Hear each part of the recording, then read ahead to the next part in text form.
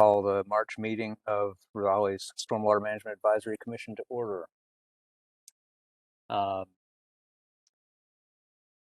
First item of business are welcome and introductions and excused absences. We have had one request for excused absence from Mr. Moore.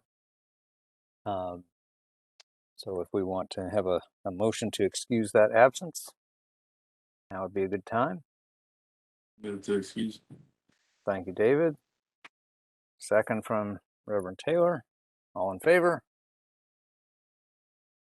Very well. Passes unanimously. Thank you. Thanks to everybody for taking the time to be here, and welcome to any members of the public that have tuned into today's meeting. We will proceed through the agenda. I trust everyone has had a chance to review the minutes from our February meeting. Is there any need for correction or discussion on those minutes?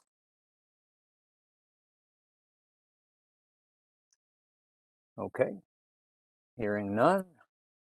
Do we have a motion to approve the minutes? Okay, thank you, Ms. Talavera, with that motion. And Mr. Smith for the second. All in favor of approval of the minutes from February? Okay. Thank you. Moving right along, let me know if I'm moving along too fast for anybody. We have opportunity for public comment during this meeting, so any members of the public, if you have not already indicated your interest in speaking, please make a comment in the chat box and we will try to accommodate you. Wayne, do we have anybody that's indicated interest in speaking? No, sir. I don't see any messages in the chat. I'm checking my email and do not see any requests to speak in the email either. But I'll keep track. I'll keep monitoring those. Okay. I just caught that we actually have a public comment twice in the agenda. We have it again at 4:50. So my fault. My apologies. That's all right. We may have to. We always revisit it there anyway. I think since we moved public comment to the front end of the agenda, we've had, well, we typically had very little public comment before, but we've had very little. I guess part of that is due to virtual meetings.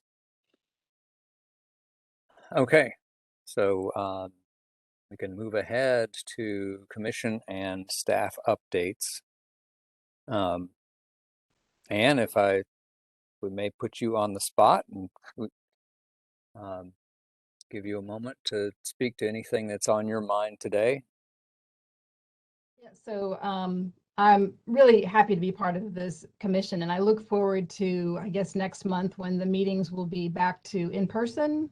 And I was told that this is sort of the chance to get to know one another a little bit better. So Wayne instructed me just to tell a little bit more about myself. So and maybe why I'm good for this commission. So I'm a faculty member here at NC State. My background is in horticulture and landscape architecture, and I'm lucky to teach a really cool range of courses in horticulture, landscape design, green infrastructure, planting design. So it all fits really perfectly for this committee.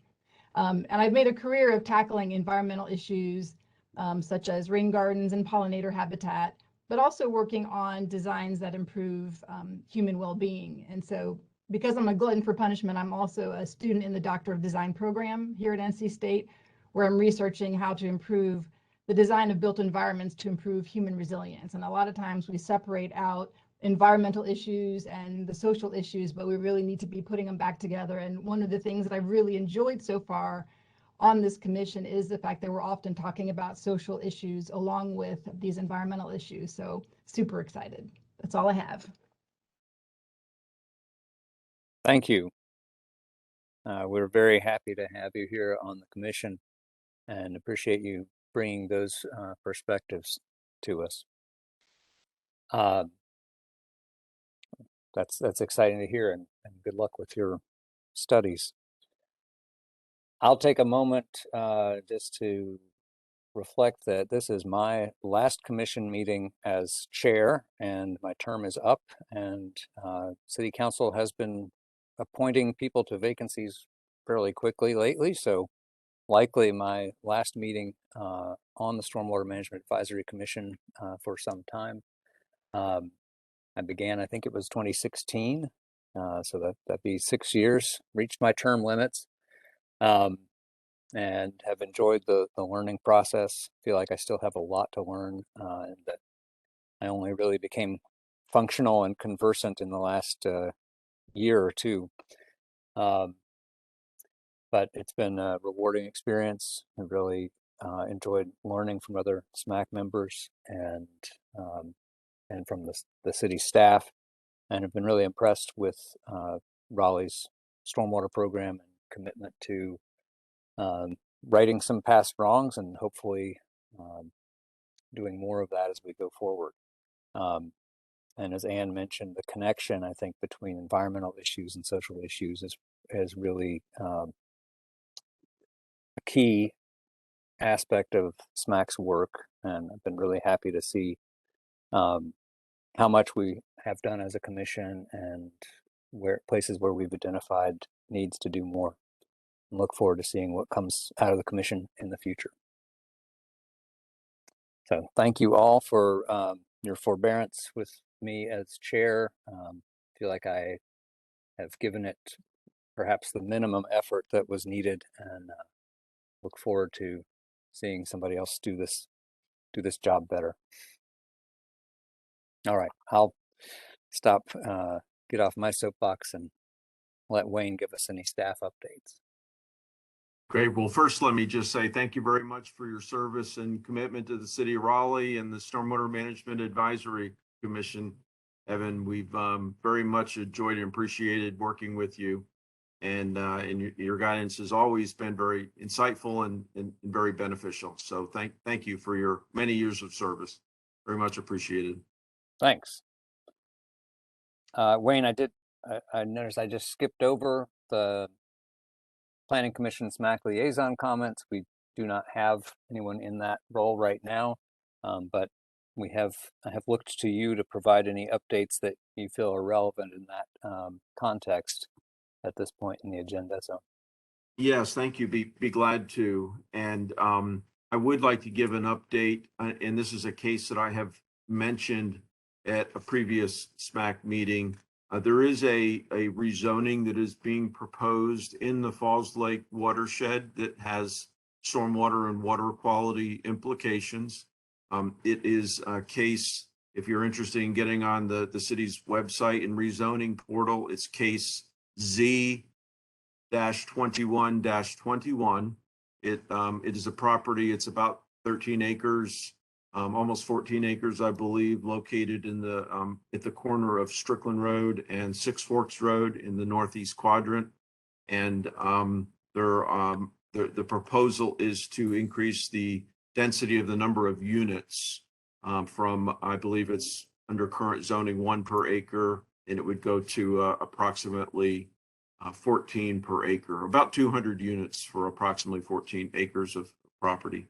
So the public hearing was opened a couple of weeks ago. It has been extended, and that public hearing will continue at the next council meeting on March 15th. So if anyone's interested in that case, there's information online, and that public hearing will continue on March 15th at the council meeting, at the afternoon council meeting. So any questions, let us know. And that's all I had on the Planning Commission that I think is most relevant to SMAC. I will continue on, if that's okay, Mr. Chair, to the team updates. I'll just take a pause for a moment and see if there's any commissioner comments or questions on that rezoning case that you mentioned.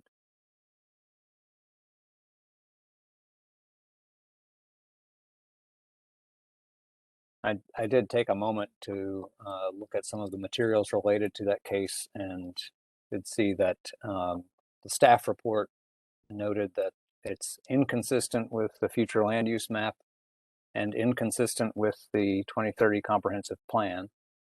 And just speaking for myself personally, it seems like that level of density that far out from the city center and that sitting on the edges of the city's water supply is a curious placement. I'll leave it at that.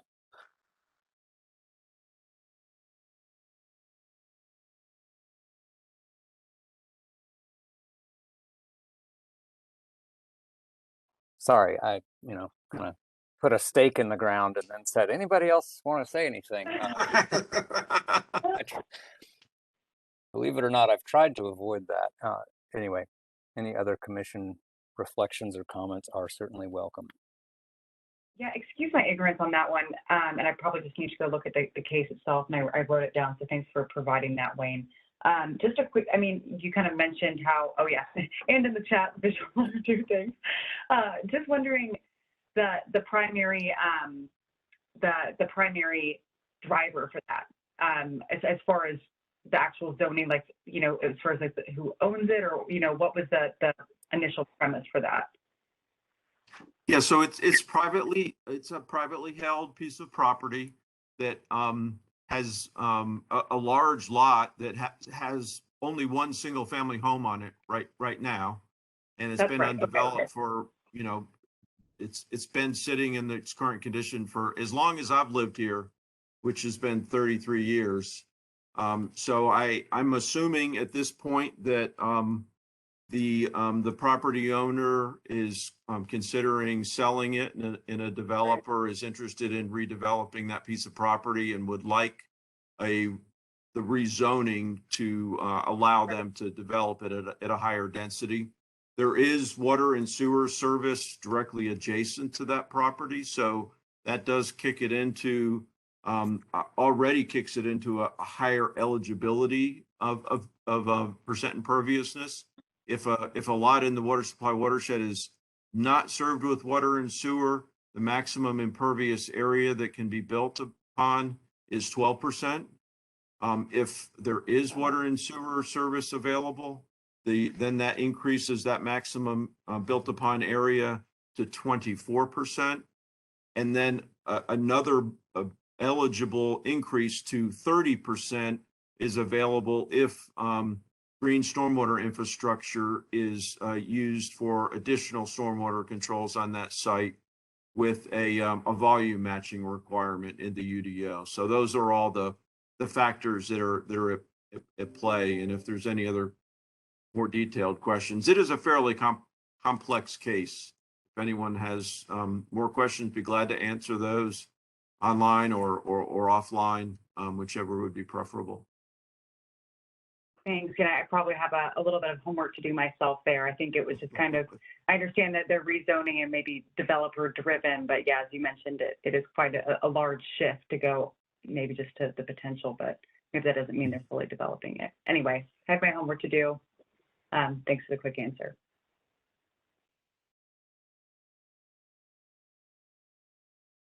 Thanks, Wayne. Yeah, and if you, for those who may not be familiar with it, if you go on the City of Raleigh website, you can search for rezoning cases, and there is a public engagement portal specifically for rezoning cases, and you can download and get more information from individual cases, as well as the rezoning process in general, if you'd like to become more familiar with that process. And just, I guess, to reiterate, the Planning Commission has a formal role related to rezoning cases, reviewing those and making recommendations to City Council on rezoning cases. The Stormwater Management Advisory Commission does not have a formal role, but really from an informational standpoint and relevance standpoint, we do try to bring cases that have stormwater related implications to the Commission's attention for informational purposes only.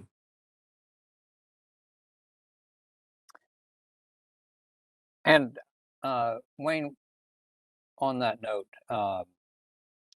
we have we've created a position of stormwater, a SMAC Planning Commission liaison, and had someone in that position for about a year, a little less than a year, and there wasn't a whole lot of action there. There was a text change for the UDO that went forward, and I think kind of highlighted the need for that position. And it looks like some of the roles of that position are, to be determined, working with the SMAC and the new person in that position. What is your opinion, or what guidance do we have as to the boundaries for that position to become involved in maybe relaying SMAC concerns to the Planning Commission over specific rezoning cases or specific cases like that? Is that, I'll just I'll leave it open-ended. Yeah, fair question. And as you mentioned, that liaison role between between SMAC and the Planning Commission is a relatively new idea. It came about at the suggestion at the City Council table of Councilmember Branch during discussions of the rezoning case that I'm sure many of you recall related to the downtown South development, which was a very large and highly debated rezoning case that the Planning Commission was very involved in, and then subsequently council. And there were quite a few stormwater and water quality related issues that were brought up as part of that rezoning process. And so I believe as part of that discussion, Councilmember Branch suggested that there be a liaison that would more formally discuss stormwater implications of planning cases, rezoning cases to the Planning Commission. So that role has been in place. And as I haven't announced yet, but I was about to on the SMAC updates, Commissioner Joseph Stancil has resigned from the commission. I don't think it was related to him filling that role at all. He said he was taking some new job responsibilities that required a lot more travel, is why he needed to resign. But that role is currently unfilled. Although today we have our leadership elections where we must elect, or the commission must elect, a chair, a vice chair, and staff suggests, although this isn't codified in the ordinance, the SMAC ordinance, staff suggests at the same time that the commission considering filling that planning liaison position with someone as well today. And so I think the duties and operations of that position still have some work that to be defined. But I do think it would be helpful for that position to establish communications with the subsequent liaison from the Planning Commission, which is Roberta Fox, who is also the chair of the Planning Commission. She has volunteered to be the liaison with SMAC. And we did have a series of calls early on when those positions were both established to discuss Planning Commission cases. But there haven't been recent discussions.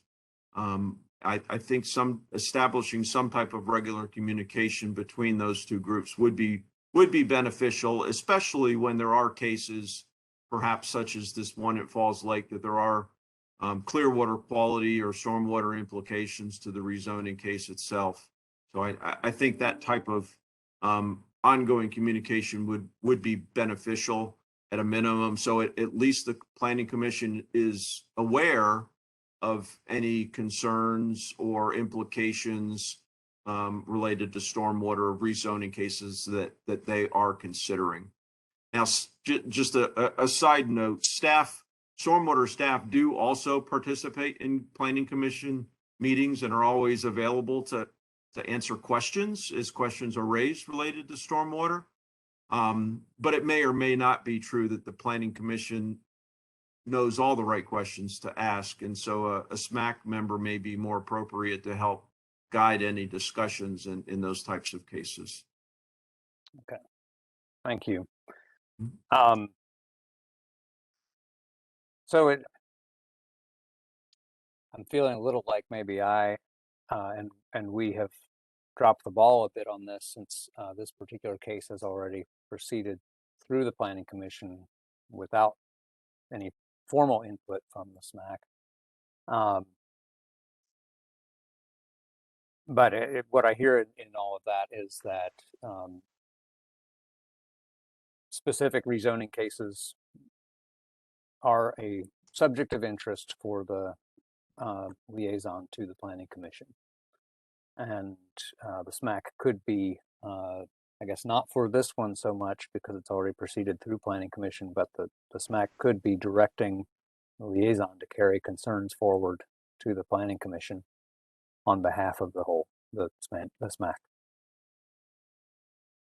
I think that would be an appropriate role for the liaison. Yeah.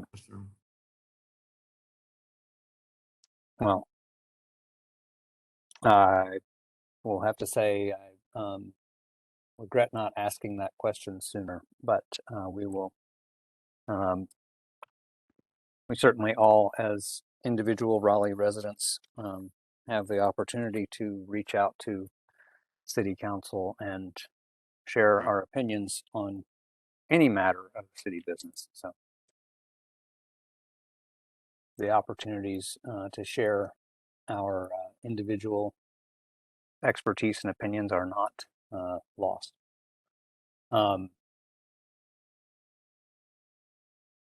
Okay.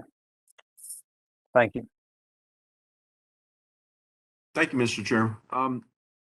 And no other staff updates at this time, although we are in the middle of filling several positions. So I do expect to have some staff announcements next month to fill some vacancies. So going through several hiring processes that have going very well, I believe, in these uncertain times. Moving to high priority topics, the council has directed all boards and commissions to begin meeting in person beginning in April. So as a result, our April 7th meeting of this commission will be in person. And so just to clarify what that means, that does mean that all commissioners, in order to be counted as present, will have to be in person. We're working on arrangements so that we can broadcast the meetings virtually so that citizens may view those meetings virtually. And but at this time, it seems like we're not able to take verbal public input during in a virtual setting. But the public will be available or will be able to attend those meetings in person. Now, because of room size and social distancing limitations in the desire to give plenty of room to folks, the folks who do recall meeting in person, remember that we used to meet in the Raleigh Municipal Building, room 305, was the longtime standing meeting location for this commission. That room recommended attendance is only 14 people. So with 10 commission members, staff members, interested members of the public, I think we can all quickly agree that room's not large enough. So staff has taken it upon ourselves to start investigating alternative meeting locations. And the one that we believe tentatively looks like it will work the best is at the Transportation Field Services Operations Center, which is located just off of Capitol Boulevard and Westinghouse Boulevard, just north of the Beltline. This is the building that houses our stormwater maintenance group, so it has direct stormwater ties, and it does have a very large conference/training room that would fit the commissioners staff and a number of public participants should they choose to attend in person. So we will confirm that at the invitation for that April meeting, if not before. But again, it will be a requirement for commissioners to attend in person. And there is another advantage of that location is there's free surface parking right in front of the building. So I think it will facilitate commission members and others who are attending in person to drive right up and park and walk in the building. So that has an advantage over downtown where parking vouchers are provided, but still a little bit harder to park downtown. So more information to come on that. Does anyone have any questions about moving to in person?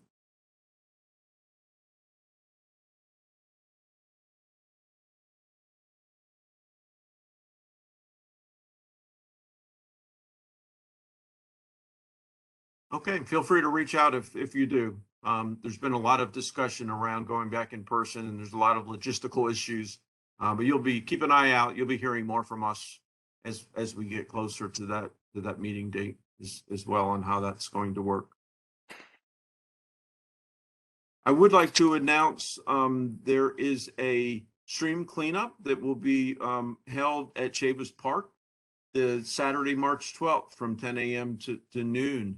And so some stormwater staff will be there as well as park staff helping to organize that. Everyone's welcome, but we are asking folks to register on the city website if possible.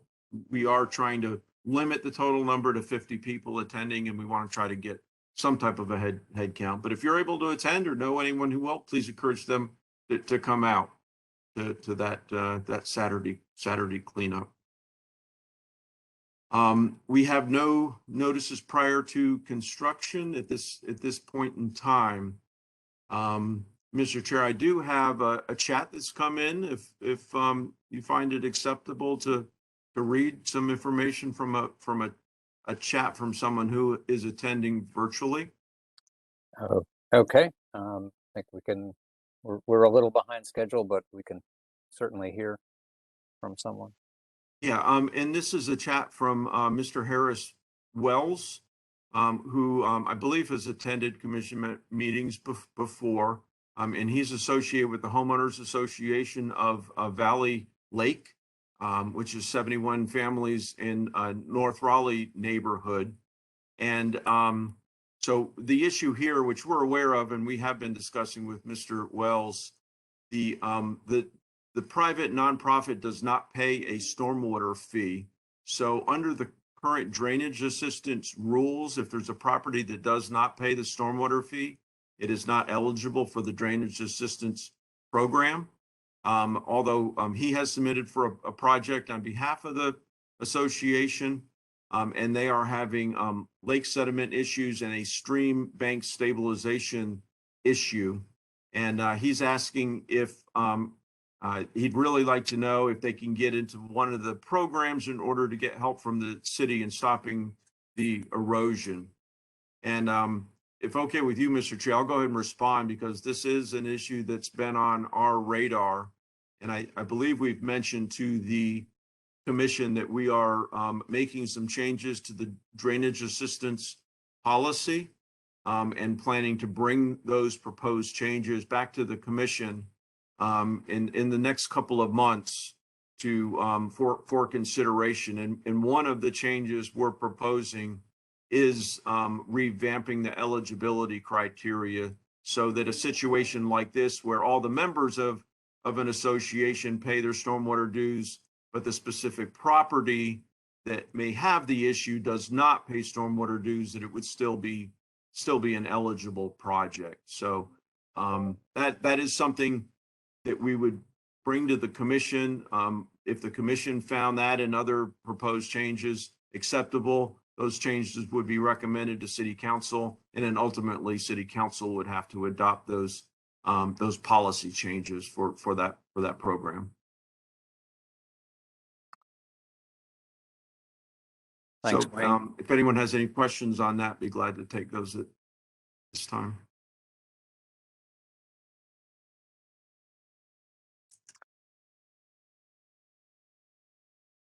I was just going to ask, I don't know if this is kosher, but are there, while we're waiting for maybe those rules to be adjusted, is there perhaps like adjacent properties that do pay stormwaters that, you know, if you just tackle that problem with like several properties, that could be addressed in that way? Yeah, good question, Commissioner Spafford. So this particular issue, and I have visited on site, it's a fairly large parcel of property that is bound by roadways, and the particular stream bank erosion issue is pretty much entirely on that one piece of property that's associated with the homeowners associations. But I think your question is a good one, and it's an unusual case that stream bank erosion is isolated to one property, but that is the fact in this particular case. Thank you.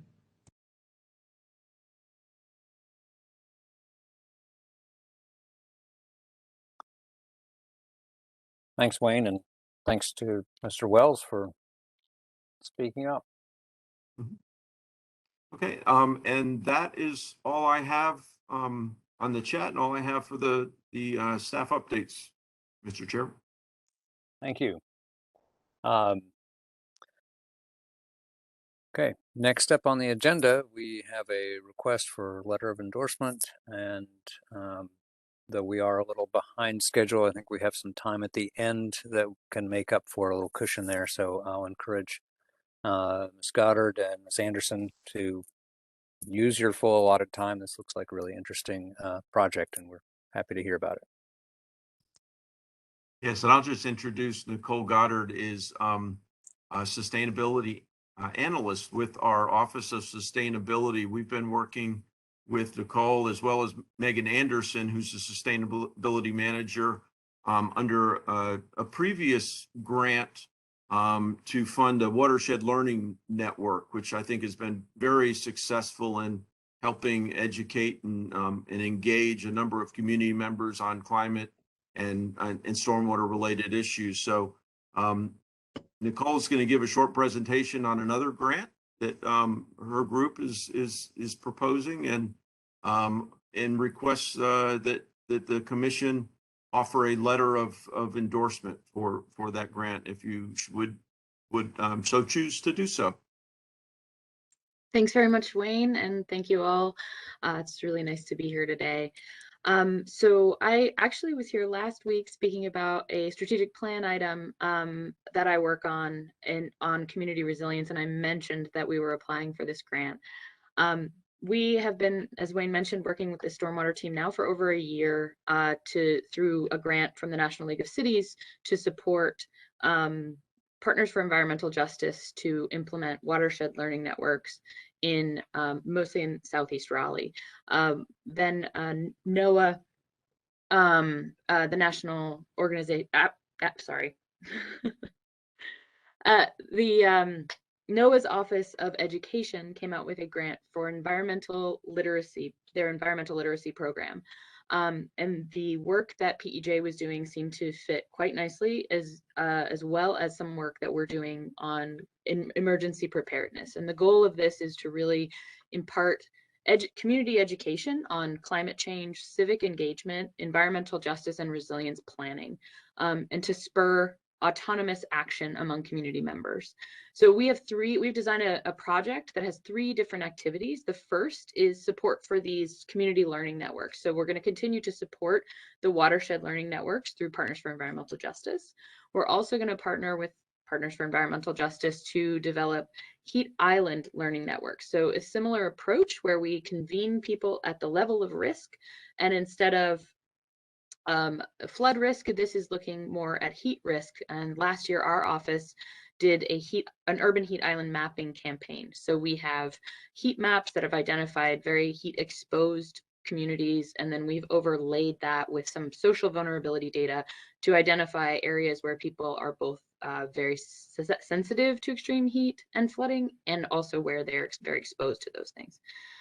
The second activity will be to work on that emergency preparedness planning at the household level, which I mentioned last month, and that will include printing hard copies of our Ready Raleigh Emergency Preparedness Guide.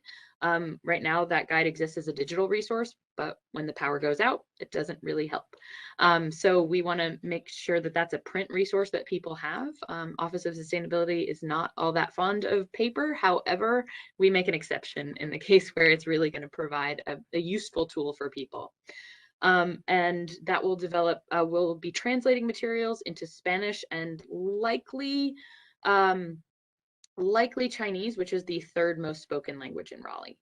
So we wanted to make sure that we're offering those resources in as many languages as possible to give people who need it access to emergency preparedness information. And then the third element, we'll be partnering with NOAA's Regional Integrated Sciences and Assessment Team, which is based out of North Carolina State University and the State Climate Office, to do neighborhood level resilience planning.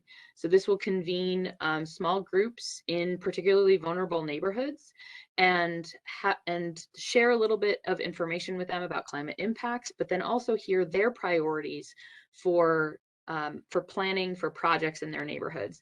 And then those neighborhood level plans will be fed back into city planning efforts as well. So we're really trying to create a circular learning environment where we're sharing information with the community and allowing them to use that information to build their own set of priorities for resilience in their community and feed those back into the city. And I'm really happy to answer any questions you have, but those are the three core elements of our project.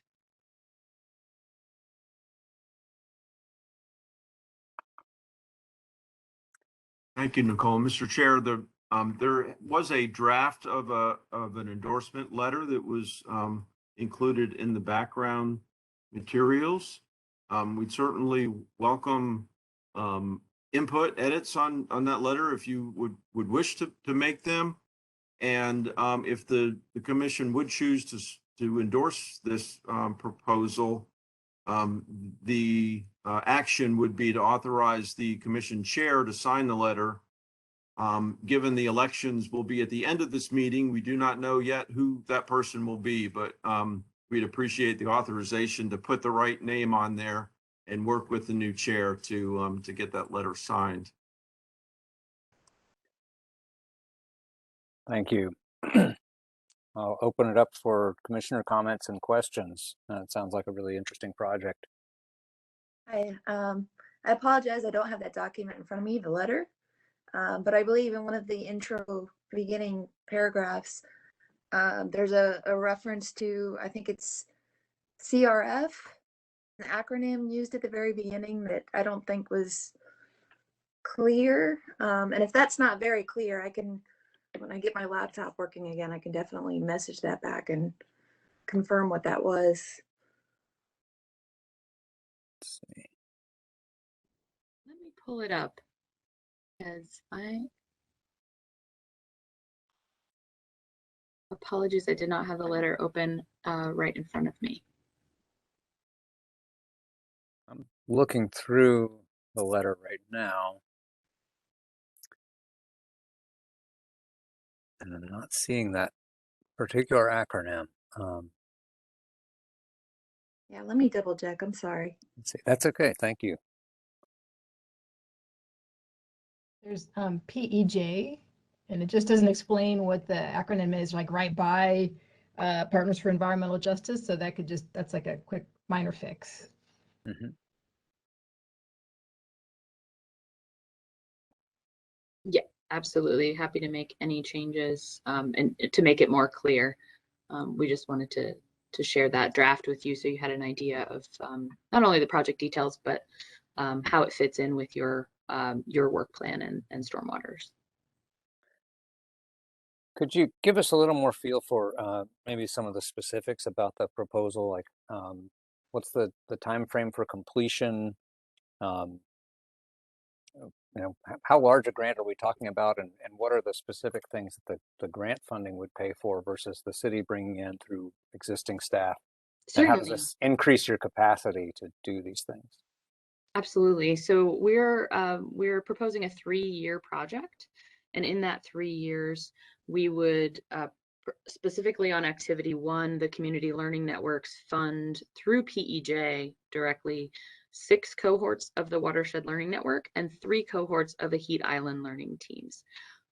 So that's 9 classes overall.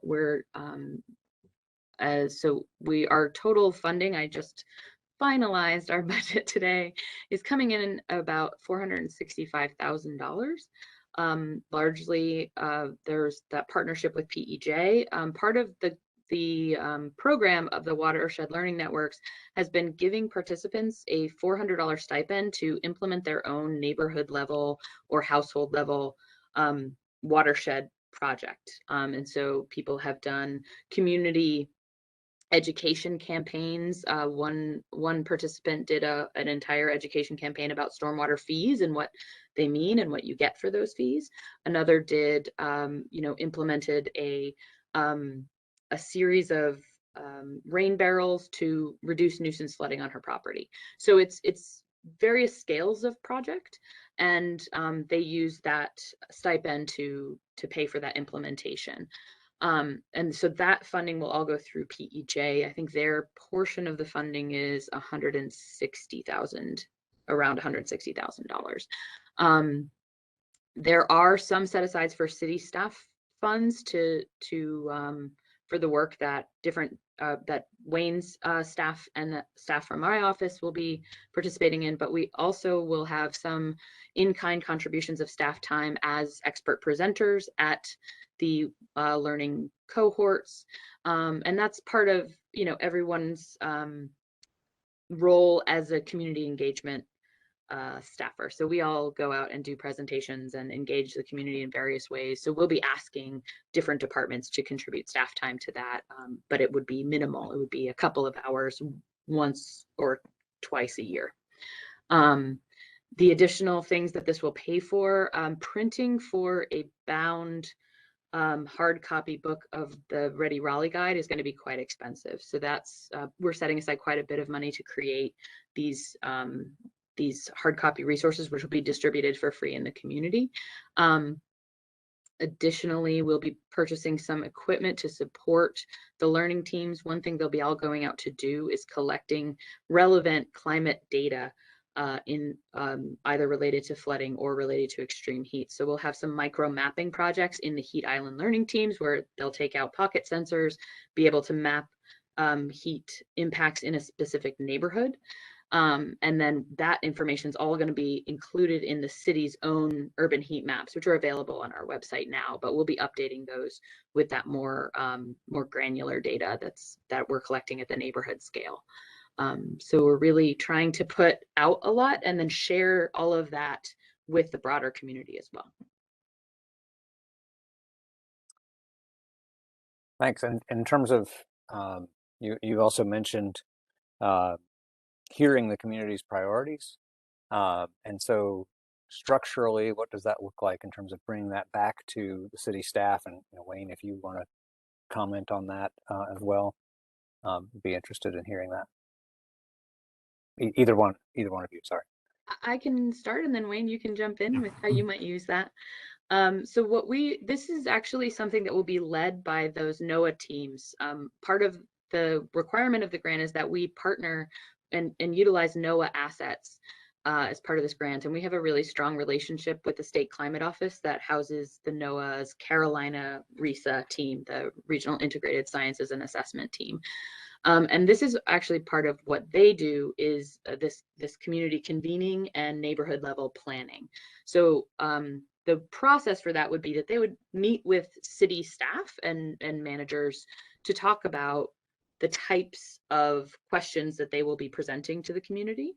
Then they will have a series of community meetings. I think we said about 3 per year, targeting different neighborhoods that we identify through the project together. And then they will create a report that's essentially a neighborhood level plan and give that back to us that expresses those priorities. But Wayne, I'll let you take it from there.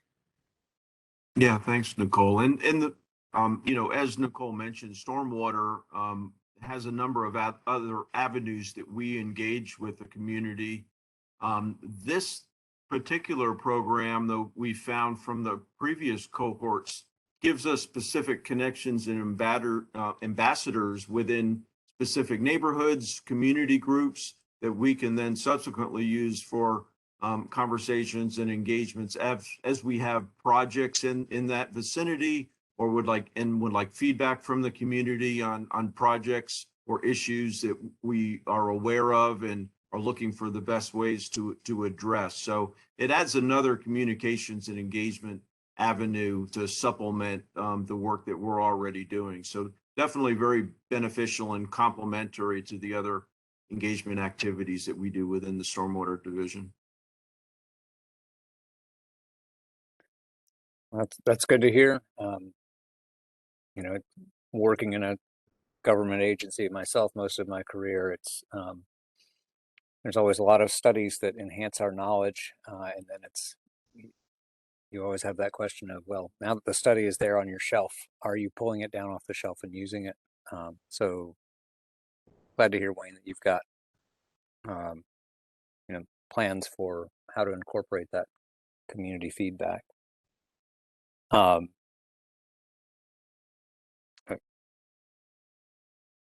Thanks.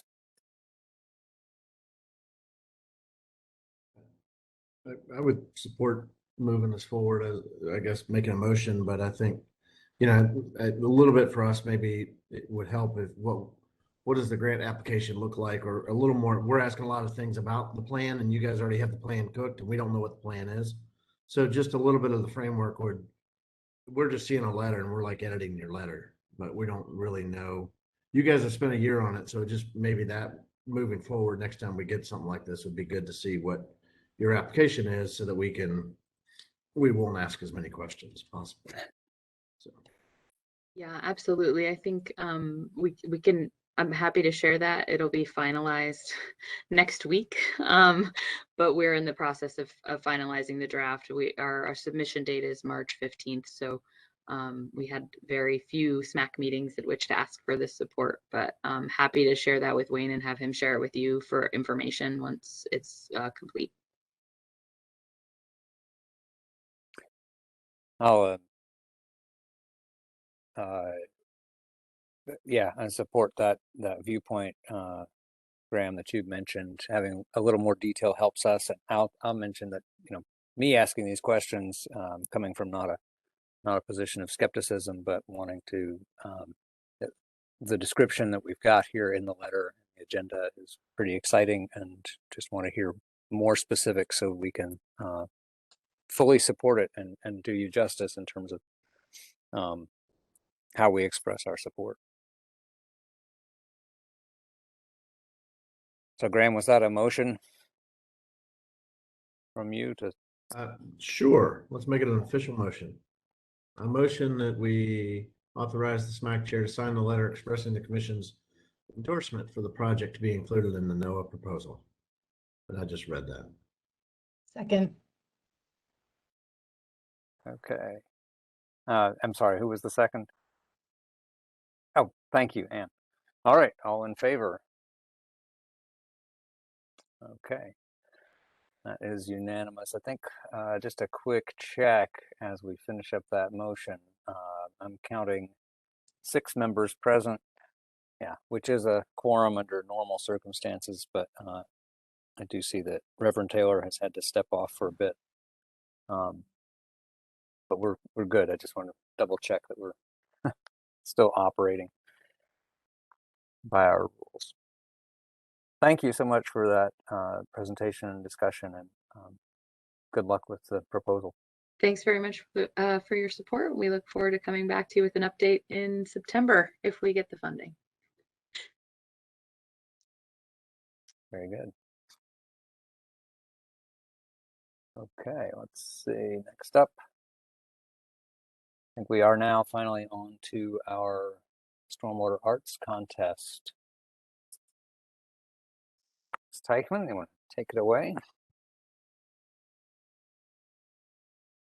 Hi, everyone. This is Carmela. Thank you for participating in our art contest. I think Wayne might want to give a little couple words here as to what we're about and what we're going to do for the new members. So I'll let you have that, Wayne. Great, thanks, Carmela. Be glad to. So this is an annual art contest that Carmela works closely with the Environmental Advisory Board, who has a broader program of environmental awards. This is the stormwater specific element, and Carmela has done a very nice job networking with teachers and students throughout Wake County to get entries of two types of art. One is art itself in a physical form, usually some type of a drawing or sculpture. And then the other category is in videos that are submitted by students. And so have gone through the process of screening the entries and bringing the finalists to the commission for further consideration and voting. And the voting will be done anonymously. And at this point in time, we will not yet reveal the winners because we wish to wait until we work with the Environmental Advisory Board at the Earth Day event where the winners will be announced. Although we will contact the winners shortly, so they're aware of this. We're just not ready to announce it publicly. I do believe we may have some of the entrants or their teachers listening in today. So we very much appreciate all the work that they've done, all the encouragement that they've given to their students. We appreciate all the time and effort, enthusiasm, and creativity that the students have provided as part of this contest. We're always exciting to see all the entrants and the great creativity the young minds are bringing to our themes of stormwater and environmental improvement and water quality improvement. So I'll turn it back over to Carmela to lead it through a description of the entries and the voting process. But we're very excited to have this contest go another year. Thank you, Wayne. Thank you all again. And I'd like to thank all the students who sent in submissions this year. There were a total of 33 between both of the categories. As Wayne mentioned, we have already previewed and selected the top 8, 4 out of each of the categories. And so you should have received a link to do the voting in the chat previously from Colin or Matthew. And that link is just provided to you commissioners to vote. It's stars. There's 5 stars.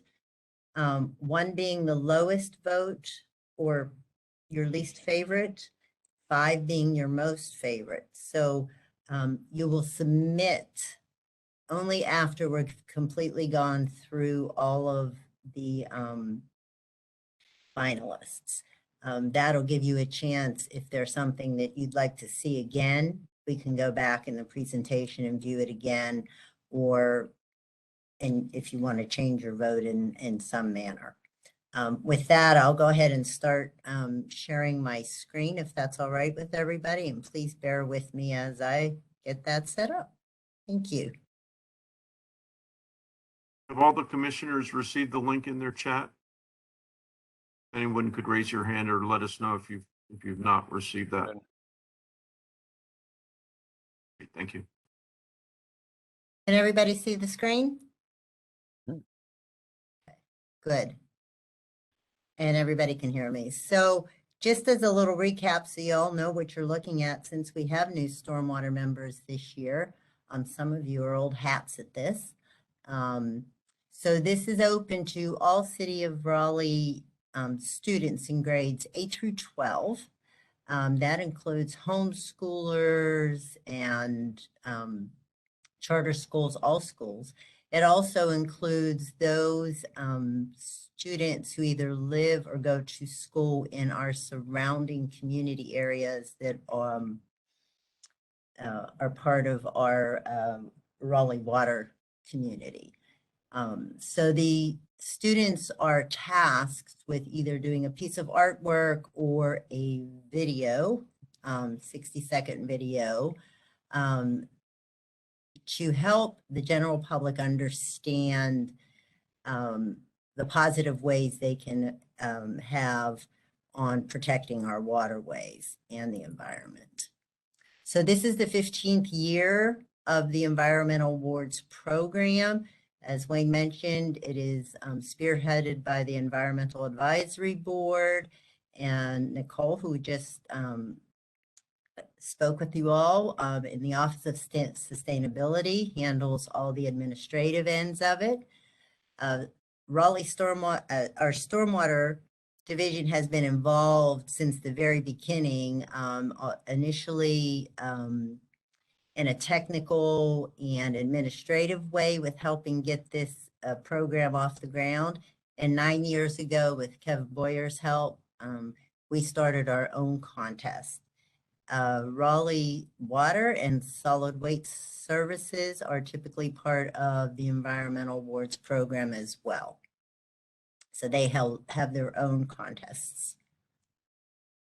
Again, just to recap on the voting guidelines, you've got 1 to 5 stars, 5 being the highest score, and then you would submit your score sheet at the very end. And so we're on to the entries. We'll start with our art. And this one is by 11th graders, Chandler Perry and Megan and Angirol. No one's off the hook. We've seen some beautiful artwork was submitted this year. This one was voted as one of the finalists.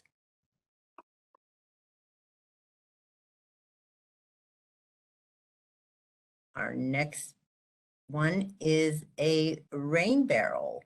This is a group of 3. They're 11th graders. They've chosen to paint a rain barrel with different messaging on each side of it. This is Mary, Rachel, and Holly. And they have a couple of slides here because we want to be able to let you see all of the rain barrel in a very short video as they spin it around for us as well. Different sides of it as well.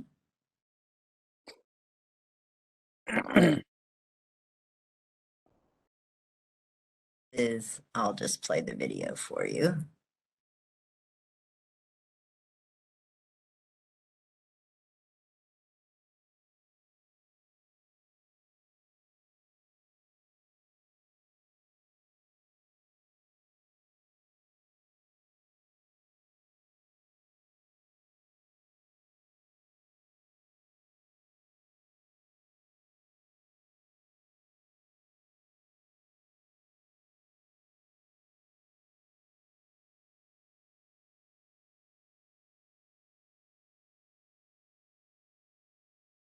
Whoops.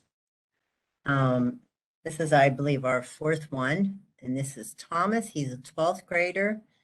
This is a pretty extensive piece of artwork here. Thomas has Mother Earth, clean water, and then the effects of chemical pollutants from industry flowing out through the dam. The students are tasked with giving their own brief description of their artwork and videos, and I'll give you a moment there to go ahead and read that because he's put a good bit of verbiage there for you all.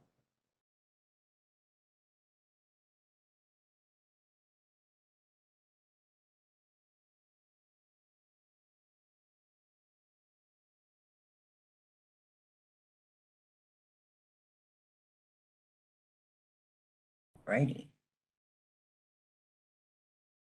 This is Natalie. Natalie has done a piece of actually canvas art. She's put smokestacks. She's talking about ways to help clean the water before it enters the streams. And she also mentions, polluting air pollution as well.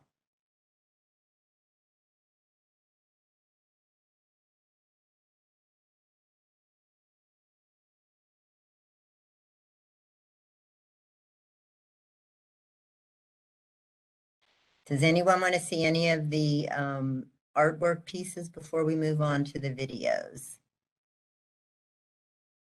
We're good? Great. These are the videos, and remember, these are 8th through 12th graders. But they have some mad skills because I've got 9-year-old granddaughters that show me something new on the iPhone every day. Can I So, interrupt real quick? sure. Should we go ahead and make our votes for the artwork? Yes, go ahead, but do not submit your form. You'll submit after the videos. So hold on to your form. Go ahead and make your choices, and I can go back through them if you'd all like to see them one more time. Okay. I'm happy to do that. Good. I just wanted to know whether to click that next button. Thank you. Yep. All right. Then we're good. All right. Let's move on to the videos then. This is Annie. She's an 8th grader, and she wants to tell us how to prevent stormwater drain pollution. Please let me know if the audio does not play. Go.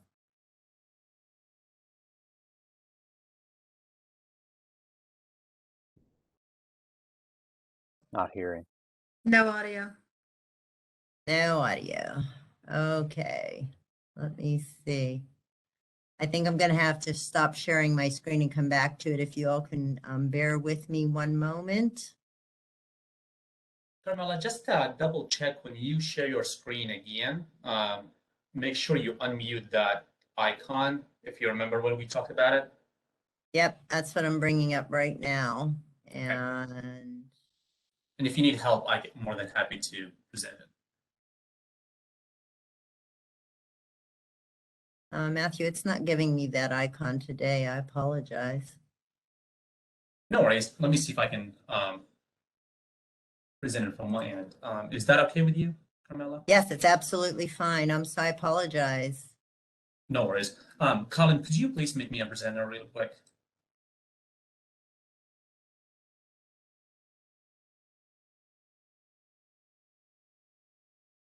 Perfect. Give me 1 second.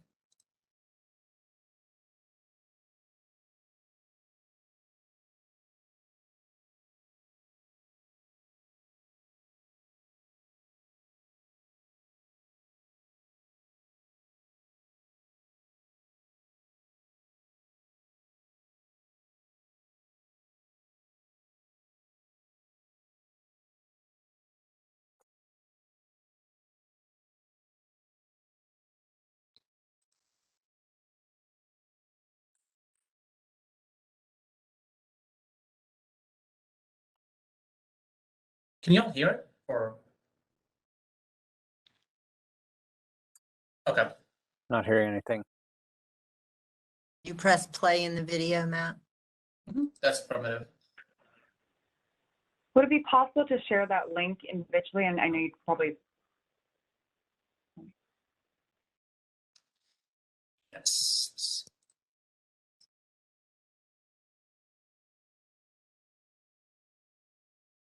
Colin, is it possible that it's muted because of the WebEx is not interfacing correctly? Hey, 1 second.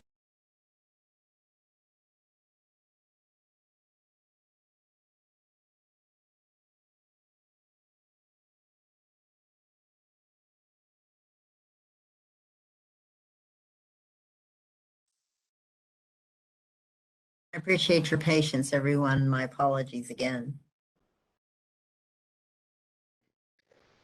Honestly, in the interest of time, I'm not seeing where I can change that on my end. But Matt, if you want to just pull that WAV file that is the video down to your desktop, would that help? Sure. Can try that.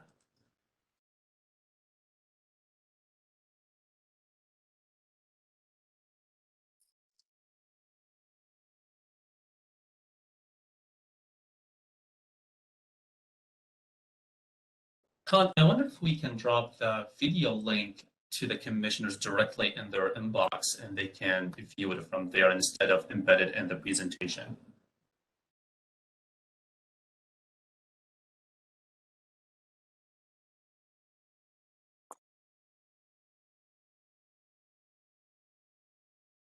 Is it someplace that's stored on a cloud?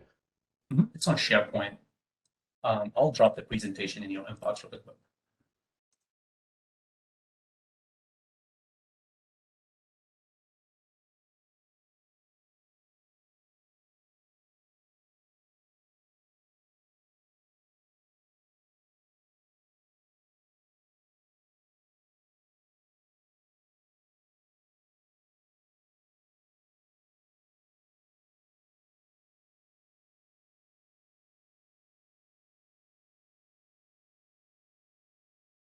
Mr. Chair, if you'd like, we could go on to the next agenda item and perhaps come back once staff's had a chance to maybe make a tweak on best way to present that the videos. My apologies, though.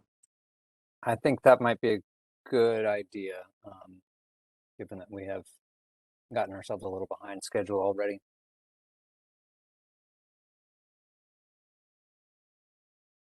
So we'll just hold that voting form and not click submit just yet until we have a chance to see those video entries.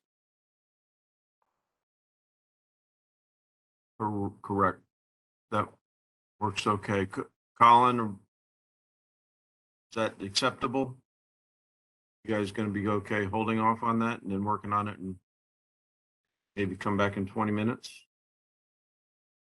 Yeah, what I'll do is I'll get all three of them they're all three ArcGIS links. So everybody should have access to it. So I'll just copy those in one format and then just post it individually to each person. So we won't be able to view them as part of the on the screen of the commission meeting then. If you'd like to test one really quick, we could do that. If you've got one ready to present, we could go ahead and try that. Sure, give me 1 second.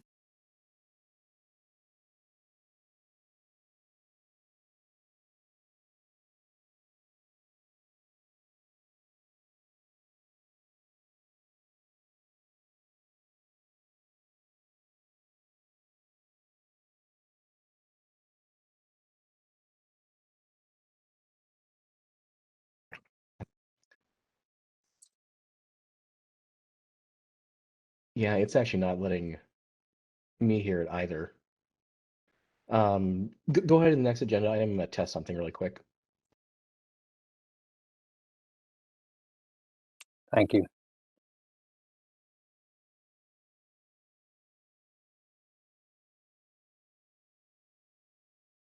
So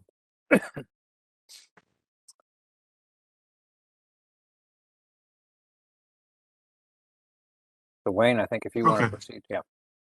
Yep, I'll go ahead and proceed with the next agenda item, and then we'll come back to that again. My apologies to the commission and the folks watching.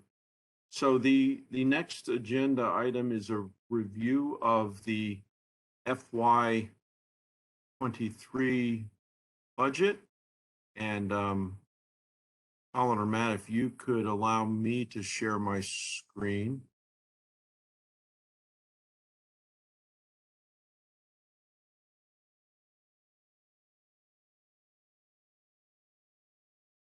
You should have it now, Wayne. Okay, got it. I see it now. Thank you.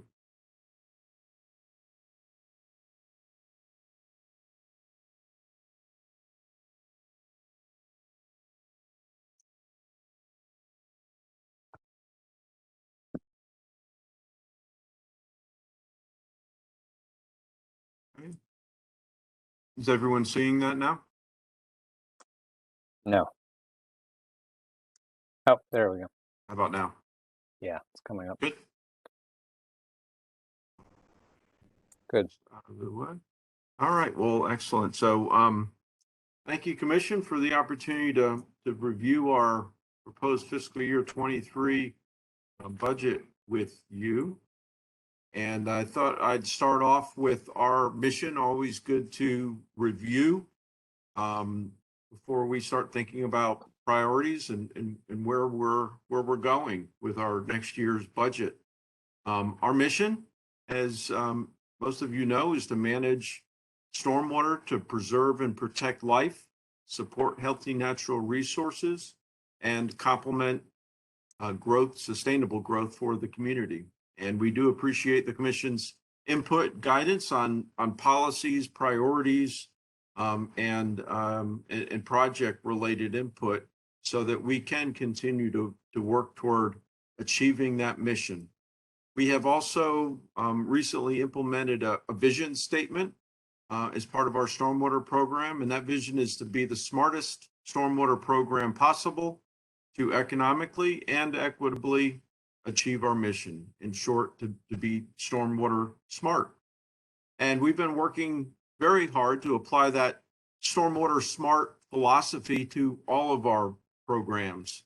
And a number of these you'll see reflected in the budget presentation that I'll get to in just a few moments. But as you know, all of our program areas are inextricably linked and overlap and complement and support each other.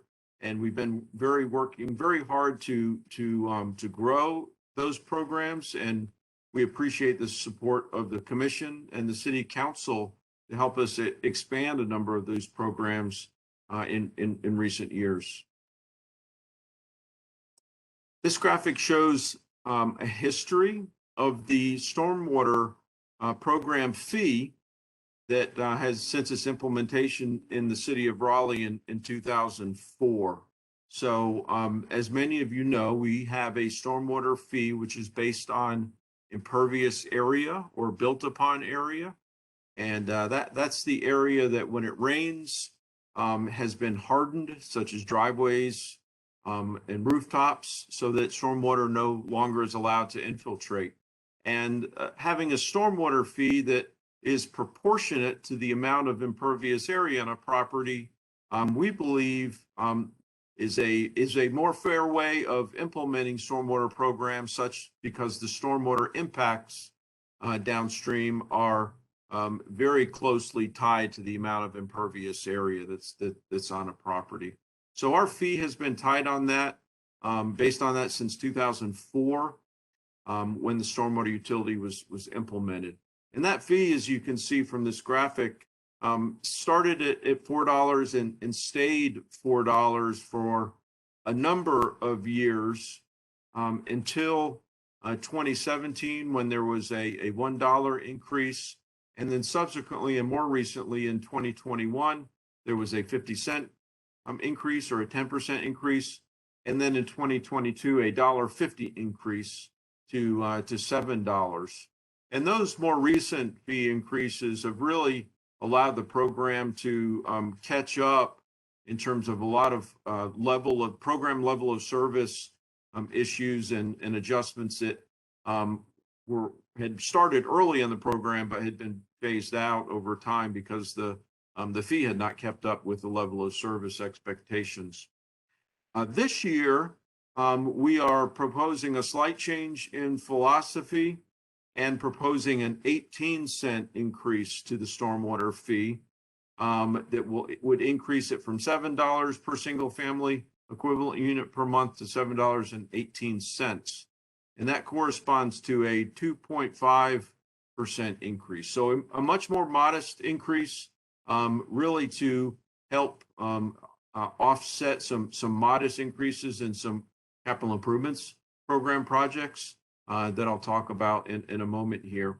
And our vision for moving forward would that we would continue to propose much more modest fee increases every year into the future, rather than having a number of years that wouldn't have any fee and then having to implement larger fees to catch up. So that is our suggestion, and will be our proposal moving forward as well. The budget associated with this proposed 2.5% rate increase includes a number of issues. First, we are proposing an increase in 6 positions of full-time employees. 4 of those would be in the engineering services department, and 2 of those would be in our stormwater maintenance group and transportation field services. I will say that those increases do not require a fee increase to implement, and I'll talk a little bit about that here in a moment. We are proposing, though, to focus the fee increase primarily on the CIP budget. So if you look at the bottom line on this graphic, the fee increase would allow us to increase our capital improvements program budget by just under $900,000 in fiscal year 23 as compared to this fiscal year. And I'll talk a little bit about what staff envisions that being used for, that increase in capital improvements funding. Here's a little bit more detail in the budget proposal, going back in time. And in each of these graphics, the lower portion of the bar shown in green is the operations budget. The upper part of the bar shown in blue is the capital improvements budget. And then the last 2 years, fiscal year 21 and 22, you may notice a smaller bar in the middle here, $1.1 million and $2.1 million. Those were a portion of our budget that was used to build our fund balance back up in order to meet our fiscal policy goals. Those of you who have been here for a few years may recall back in FY19, we had an exceptionally large number of rainfalls and large flooding rainfalls. And as a result, we had several unexpected infrastructure failures that we had to accelerate and use funding that was not anticipated to make some emergency repairs. As a result of that, in fiscal year 19 and into fiscal year 20, we used some of our fund balance to fund those emergency repairs. And so in order to get back to our fund balance goals, we had to refund that money back into our fund balance in fiscal years 21 and 22. The good news is with the rate increase that was implemented this fiscal year, we have refunded our fund balance. So we are back in meeting with our financial policy goals, and anticipate that going into next fiscal year 23, we would not need to allocate a specific portion of our budget back into that fund balance. So what that does is it allows us to increase our operating budget, add some of the staff members as I proposed without a fee increase. But as a result, we do believe a fee increase would be beneficial in increasing the amount of capital improvement funding as shown in this chart. So this is just the blue portion, or just the capital improvements portion of the funding, going back to fiscal year 2016, when that CIP was $6 million. As you recall, we had a $1 increase in 2017 that increased that amount to $10.9 million. Subsequent to that, that CIP has been decreasing because our operating costs were increasing faster than our fee increase, until last year, when we were able to bump our capital improvements program back up to about $10.5 million. And then, as I'd said, our proposed use of the 18-cent fee increase would bump up that CIP just a little bit more to about $11.4 million in CIP.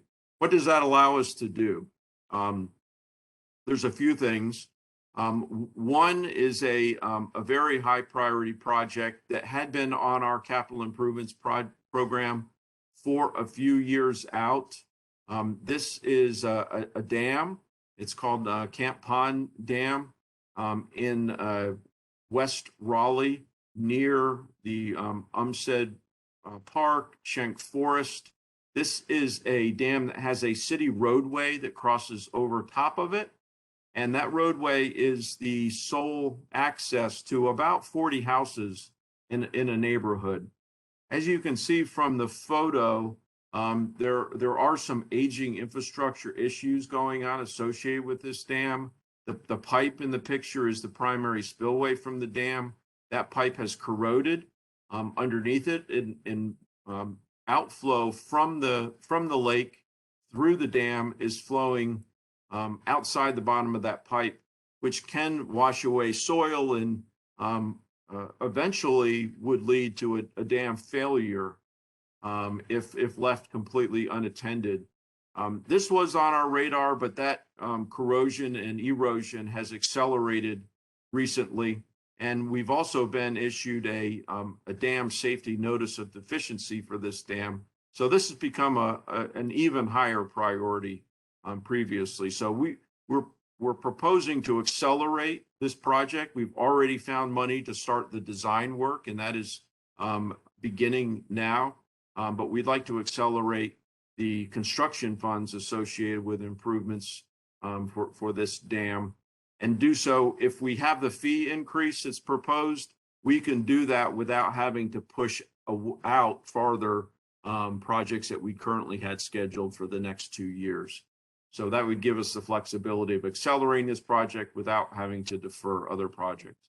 Another similar project that we would like to accelerate slightly over previous projections is the Carolina Pines Dam. We've had a recent dam inspection that identified some embankment erosion, and we would like to accelerate a project to address those issues that would be constructed in coordination with a roadway project, and thus improve efficiency and save on some time in order to correlate those two projects together. So those are the two main projects that we'd like to accelerate, and that a 2.5% rate increase would allow us to do so. These two pie charts show a couple of scenarios related to our next 5-year projected capital improvements program. So this would be the 5 years starting in fiscal year 23 and extending through fiscal year 27. As many of you who've been here for a little while know, we have been considering the use of revenue bonds that would be issued tentatively in fiscal year 25 as a way of accelerating implementing more capital improvements projects to get through the backlog of projects that have been identified. And so the left scenario is our 5-year CIP divided into the different categories associated with major CIP, which are large flooding, roadway level of service, and other gray stormwater infrastructure types of projects, our water quality and green stormwater infrastructure projects in the green areas, asset management, watershed planning, aging infrastructure improvements in the top left quadrant of blue, drainage assistance in the yellow, and then flood early warning and flood hazard mitigation. What a bond issued in fiscal year 25 would allow us to do would be increase our 5-year CIP from $64 million to about $90 million, and accelerate a number of programs: CIP, aging infrastructure, and asset rehabilitation, additional flood mitigation, and additional water quality. And we're still working on what the specifics of that breakdown would look like in the projects associated. We have some good feel for it, and we'll present more details as we get closer to issuing that bond to the commission. But here's our broad thoughts on what that would look like. Just a quick note, we are proposing or considering a $30 million bond. You may notice that increases the CIP funds by not 30 million, but $26 million. The reason for that is the bond repayment would start in fiscal year 26 and 27 and would be about $2 million a year. So we've removed that bond payment from from this CIP total. That's why it's $90 million and not $94 million. Operating budget highlights, personnel and benefits. This is existing personnel would increase by about 4.5%. There's a number of direct cost increases of 13%. Contractual services would go up by about 900,000. Now, what's happening here is that a number of our programs that have started as CIP but are becoming more well established as ongoing operational expenses, we're shifting the funding of those programs from CIP into operations. Two examples are the flood early warning system. We're shifting into ongoing operational costs at about $250,000, and the stormwater control measures for SCMs and dam asset management, about $450,000, as we're getting a better handle on those ongoing operation and maintenance costs associated with those facilities. We are also increasing or recommending the 6 supplemental positions that would cost about $400,000. And the positions associated with that, 4 in engineering services. One would be a new floodplain management engineer. The floodplain management role has been in our development services group, but we have not had a dedicated person dedicated to floodplain management as of now, but we believe it's with the regulation changes, with the proposal to move forward with a program that we would handle our own mapping, we'd recommend funding a new position dedicated to floodplain management at this time. We're also proposing another stormwater control measure and inspection supervisor. That group only has 2 people right now, and we see the number of stormwater control measures throughout the city, public and private, growing geometrically, and so need some more capacity to keep up with the inspections associated with those devices. Similarly, our utility billing support group, we're recommending another position to help keep up with the growing number of accounts and revenue and billing issues, as well as site investigations associated with stormwater utility fees that are being contested or questioned by customers. And then lastly, we're proposing a data and performance analyst specialist. This is a position that someone has been performing these functions for us as an aside, but been very helpful. We've noticed reporting with Power BI, a dashboard that shows our KPIs and other metrics. And so proposing to have a dedicated position to keep up with these functions. And then below, we're proposing 2 new positions in the stormwater maintenance group. This would be associated with a new, also a capital purchase of a flusher vacuum truck.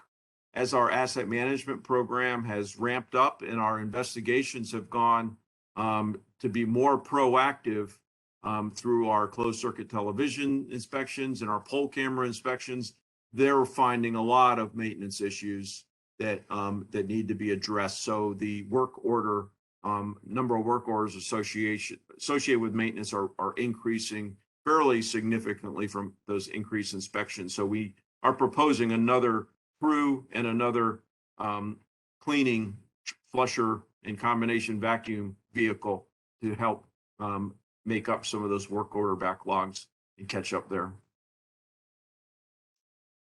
Here's a graphic that shows where Raleigh's stormwater fee falls relative to a number of our peers.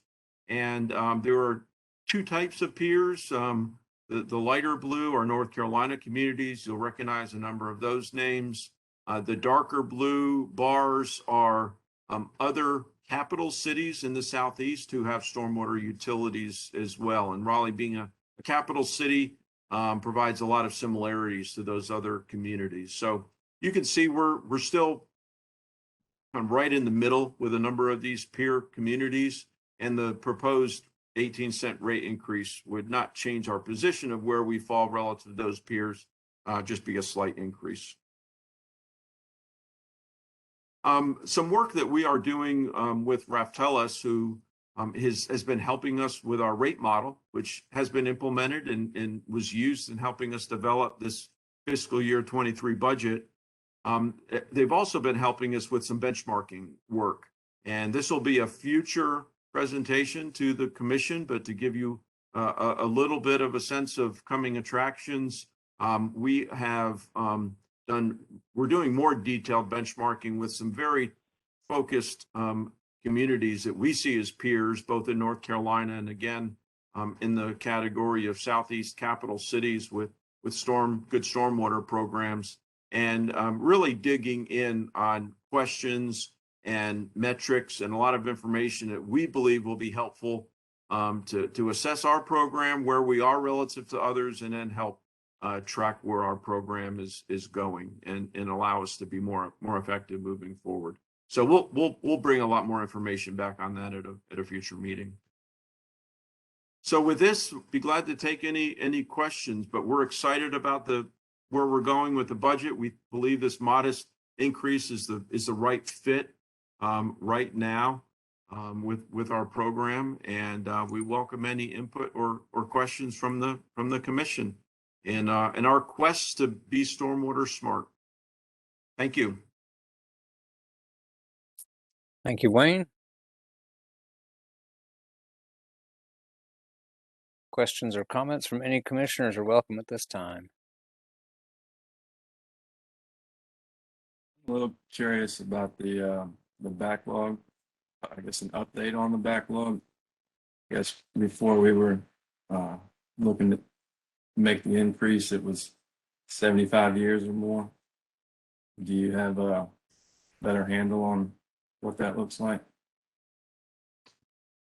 We do, Commissioner Mark Wood. Our current projections on the backlog are approximately $750 million of backlog, and that includes major CIP projects, aging infrastructure projects, a number of water quality projects, stream restoration projects.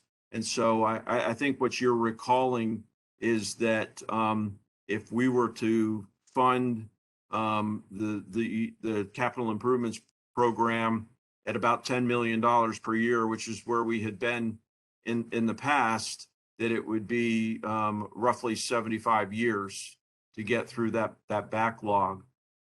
The rate increase that we've received for this fiscal year has gotten us up to $11 million.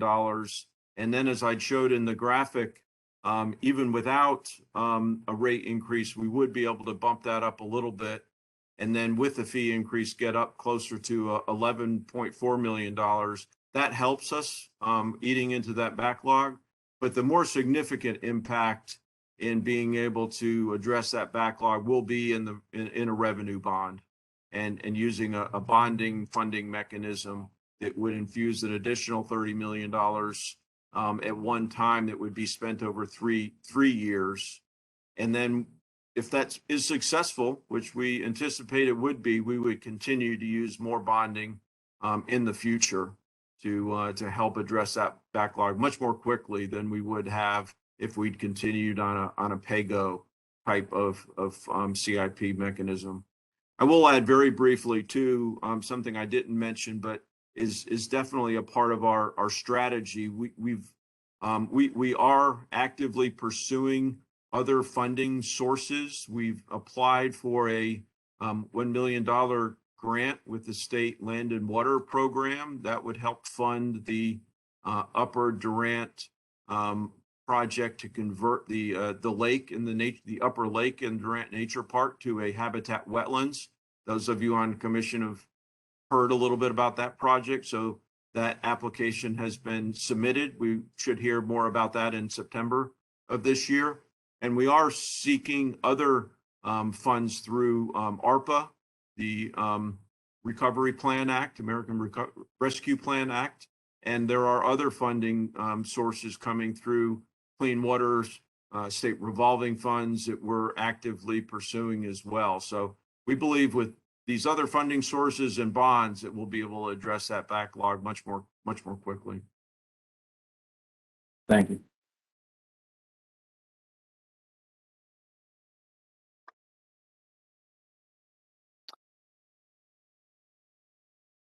Other questions? Wayne, this is a this is an information item only for us to take a look at, right? It is, Mr. Chair. And some of you have been here in past years, recall there was some endorsement or options to be considered. Staff didn't believe that there was because of the large increases in program level of service issues that had been in the past and that the commission and council have supported wholeheartedly. We didn't believe that there was the need for major program expansion at this time. We feel like we're in good shape in terms of the level of service and programs. And so thus we've brought this much more modest rate increase proposal for the commission. The other issue that I didn't mention, we do believe a modest increase is also beneficial in terms of bond ratings in the future. If we are pursuing revenue bonds in FY25, bond rating agencies like to see a program that is mature enough to have small, modest, but recurring rate increases. That's a sign of fiscal stability. And so that's another objective here in terms of this conversion of philosophy in terms of how we would like to set our rates and fund our programs moving forward.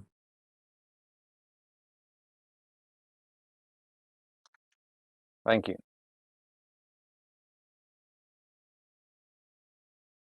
All right. Any other questions or comments?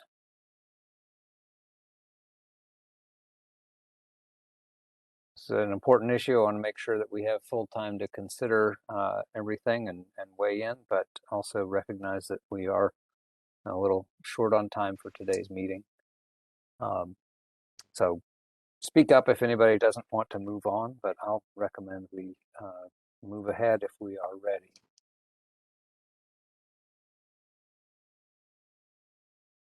Thank you. Okay. Thank you, Wayne.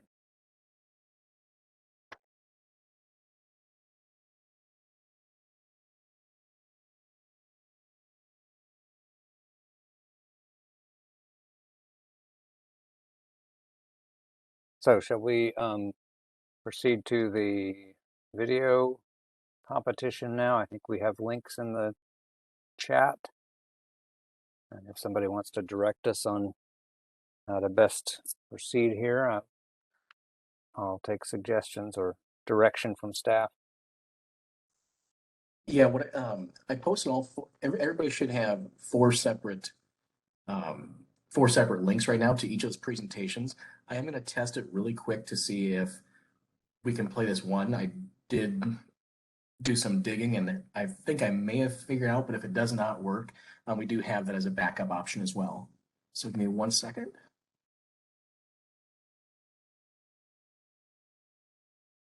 While you're checking that, roughly how long are the videos? I think they're 60 seconds each. Yes, 60 seconds, and you have 4 of them. Okay. And in interest in time, I believe, and correct me, Colin or Matthew, that because of your schedule on the agenda today, you could possibly view them after the meeting and still submit your vote. They just wouldn't be visible to all of our viewers that are not part of the commission during the meeting. So we have that as an option. But am I correct, Colin? Yes, that's correct. So yeah, let me try to share this real quick. See if the standard way will work. 1 second.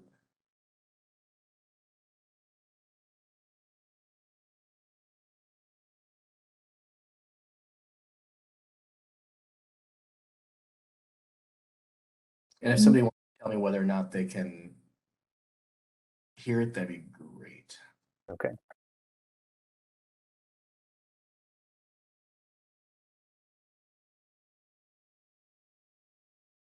Oops. 1 second.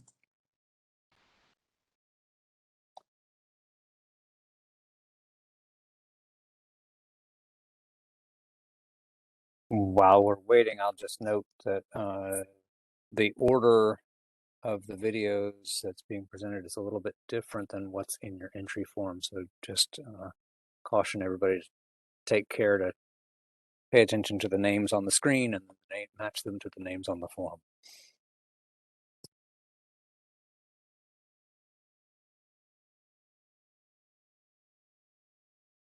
Did you hear the audio?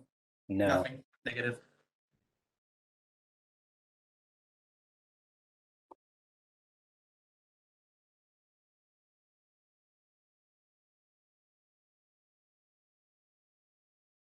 So commission members can voice their feelings on this, but I'd be inclined to just give us about 5 minutes to individually look at these links and put in our ratings. If anybody else has other suggestions, I'm open to it. I got a thumbs up there from Graham. Thank you.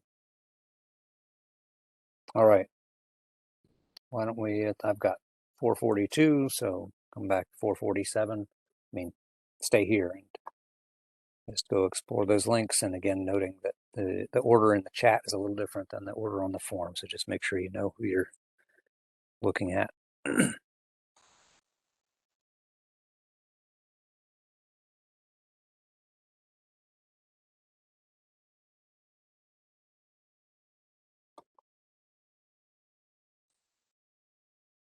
Colin, Katie doesn't seem to have the link to the video. So could you please send them?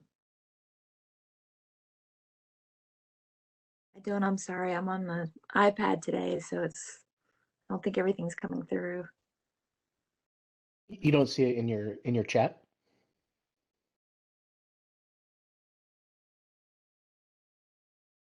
Or if you just want to send me your email address real quick, I can email it to you.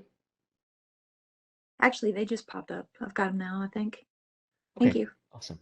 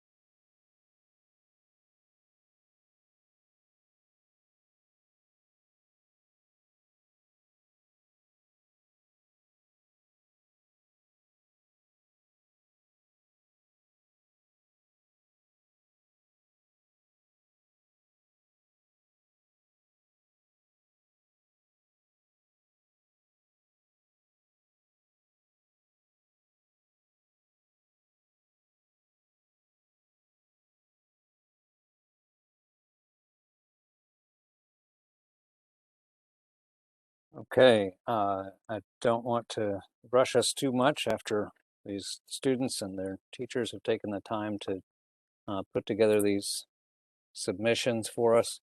I think it's important that we encourage young people in this, but we do have one more item of business to cover in this meeting. So hopefully folks have had a chance to give these videos their full attention and make their ratings. Carmela, do you want to give us any final instructions here? I'm sitting here with ratings on my screen and ready to click submit, but I want to make sure I don't get out If of you have, no, thank you very much. And I apologize again for all the glitches today. If you have major selections, just go ahead and send it through. It'll come through on the other end. And if you're all interested in knowing who has placed as the top winner in each, Wayne can send you that information separately after the fact. But the expected event will be sometime in mid-May. And Nicole and the Office of Sustainability are still working on scheduling that, and it's supposed to be live and in person, so you are all welcome, as is the public. And thank you all so much for participating. And oh, by the way, if you're not familiar, the top winners, there's $500 set aside for each of the top winning videos. So one for art and one for the video. So it's nice and helpful for those college-bound students. So thank you all very much for your patience today. I appreciate it, and good luck to you, Mr. Kane, and thank you for your service. Thanks. Yeah, high stakes for these votes, so hope everybody considered these carefully. And again, my thanks to the students for putting together these submissions and the staff for giving them the first review. I'll briefly go back to Wayne's budget presentation and just mention that the city does have a survey out right now to gather community input on prioritizing the city's recommended budget. And members of the public or individual SMAC members can take a look at that at raleighNC.gov. There is a link right now on the city's homepage. So, okay.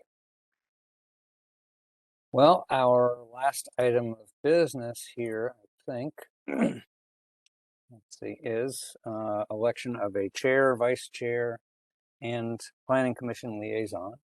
Our rules of procedure call for us to elect the chair and vice chair in March of each year. So that is obligatory. The planning commission liaison is, as we've already mentioned, a fairly new role, and we've had one person serve in that who has since resigned from the commission.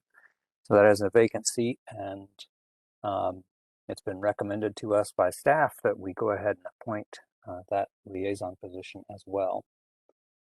I've had some conversations with Reverend Taylor, our current vice chair, and other folks, and I will go ahead and float nominations for Reverend Taylor, who's not here to defend himself, to assume the chairmanship. I would also like to nominate Graham Smith as vice chair and Nicola Hill as our planning commission liaison. And I can I'll also open up the floor for others to submit nominations for consideration.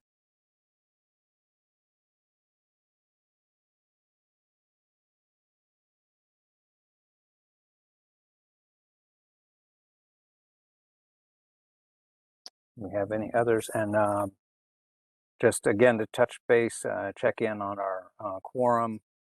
Though Reverend Taylor is not here, I'm counting 1, 2, 3, 4, 5, 6 of us still present, which would constitute a quorum even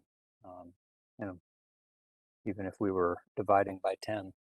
So I think we can proceed with nominations.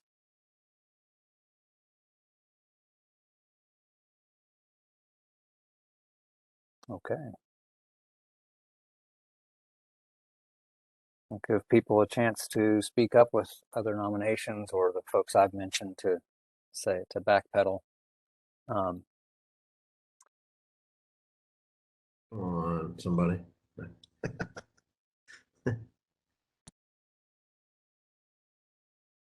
Okay.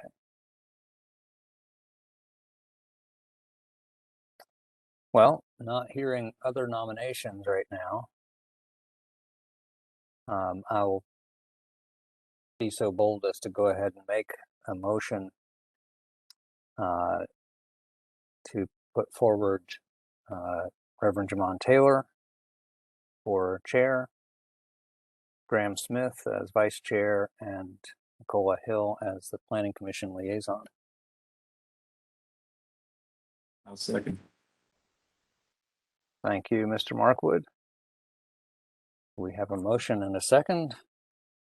Any debate, discussion, second thoughts? Okay. And Katie, I don't see you on screen, but I'm trusting that you can hear us and see you as muted right now.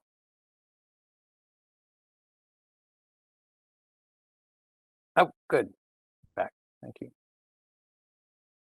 All right. So with that motion seconded, I'll call it to a vote. All in favor of the motion to nominate these 3 volunteers? Okay. Looks like that is unanimous, including 2 of the nominees themselves. It's always a good sign. I didn't know what to do there. I didn't know if we were allowed to vote, but I figured we needed to get to a quorum. So Yeah, I think you can vote for yourself. I was voting for the other 2. Okay, there we go. The benefits of combining the nominations. Well, great. Congratulations. I have received a couple of text messages from Reverend Taylor while he was in flight saying he was having connection issues getting back in, but he understands what was happening. Great. Well, I thank everybody here for their service and engagement with the commission. I've really enjoyed working with you all. I'm very excited about the team that we have on the commission going forward. Really happy to see the level of engagement that we're getting and the contributions that all of the new members have been making over the past year and the continued contributions we're getting from the veterans on the commission. I think it's a very exciting future, and I look forward to seeing what you guys do. Yes, Wayne. Mr. Chair, if I could mention, I just received a message from Carmela that it seems she's only seeing 5 votes from the submittal. So if perhaps one commissioner hasn't hit the send button, if you'd please double check that, so that I believe we should have 6 voting members here currently. Thank you. That last one is probably mine. I got disconnected when I clicked over and then it lost connection. So I did email I sent my email. So if they could send it that way. Okay. You should have it now. Okay. Sorry about that. Commissioner Talavera, thank you for your help. Appreciate it. Thank you. And thanks everybody for working with the technology challenges, making sure we stay plugged in. All right. Well, maybe I'll see you guys from the Peanut Gallery next month, just for the pleasure to meet some of you in person for the first time and just to see an in-person SMAC meeting again. Otherwise, maybe I'll run into you on the street or at some community event in town. We have any other business to raise at this point? Thank you for your leadership. It's been a short time getting to know you, but we appreciate all that you've done. And 6 years is a heck of a commitment. So thank you. Thanks. I wish there was more to show for it, but Well, there's a lot. Don't worry. there have been some really high bars set by some past commissioners, and I definitely have not lived up to those. But I appreciate all the thanks. Okay, if there's no other business, we can take a motion to adjourn. Make a motion to adjourn. Thank you, Mr. Smith. Second from Mr. Markwood. All in favor? Okay, we are adjourned. Thanks, everybody. Thanks, Wayne, and all the Stormwater Program staff. Thanks, everybody. Appreciate it. Sorry for the technical difficulties today. We'll definitely investigate and debrief. All right.